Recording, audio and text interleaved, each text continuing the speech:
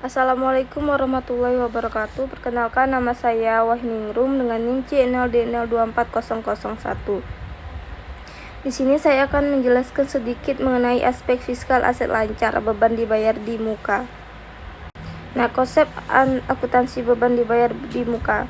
Beban dibayar di muka merupakan pengeluaran yang telah dibayarkan terlebih dahulu, namun manfaat ekonominya baru akan dinikmati pada periode mendatang berdasarkan standar akuntansi keuangan yang diterbitkan oleh Ikatan Akuntansi Indonesia. Pengakuan dilakukan dengan pendekatan akrual sehingga biaya diakui sesuai masa manfaatnya. Karakteristik utamanya, yang pertama, dicatat sebagai aset lancar saat pembayaran dilakukan.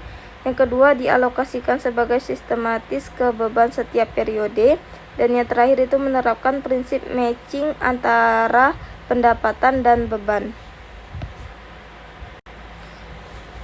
Selanjutnya, perbedaan perspektif komersial dan fiskal. Nah, pendekatan akuntansi menitik beratkan pada manfaat ekonomi, sedangkan ketentuan perpajakan berpedoman pada regulasi undang-undang. Perbedaan inilah yang sering menimbulkan selisih antara laba komersial dan laba fiskal. Akibatnya, perusahaan wajib melakukan rekonsiliasi fiskal pada akhir periode untuk memastikan perhitungan pajak sesuai ketentuan. Selanjutnya, PPh Pasal 4 Ayat 2 atas sewa tanah dan bangunan. Penghasilan dari sewa tanah atau bangunan dikenakan PPh final berdasarkan Undang-Undang Nomor 36 Tahun 2008, Pasal 4 Ayat 2 serta ketentuan pelaksanaannya dalam Peraturan Pemerintah Nomor 34 Tahun 2017. Nah, pajak ini bersifat final sehingga tidak dapat dikreditkan dalam perhitungan PPh badan tahunan. Pokok perlakuannya itu ada 3. Yang pertama, dikenakan atas jumlah bruto sewa. Yang kedua, dipotong atau disetor saat pembayaran. Yang ketiga, itu tidak digabung dalam perhitungan laba kena pajak. Selanjutnya, implikasi pajak final terhadap laba fiskal. Karena bersifat final, PPh Pasal 4 Ayat 2 menimbulkan beda tetap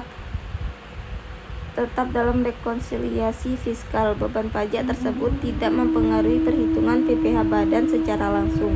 Nah, kondisi ini berbeda dengan pencatatan komersial yang tetap mengalokasikan beban sewa sesuai periode manfaatnya.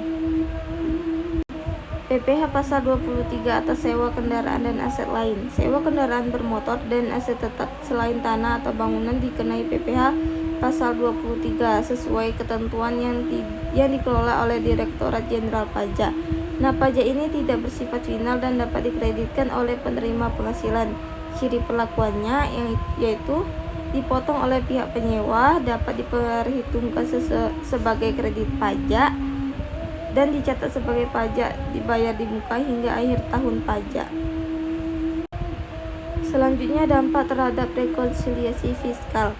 Nah, perbedaan antara pajak final dan pajak yang dapat dikreditkan menimbulkan 2 jenis perbedaan. Yang pertama itu beda tetap, berasal dari pihak pajak final. Yang kedua, beda waktu, berasal dari perbedaan saat pengakuan beban atau kredit pajak.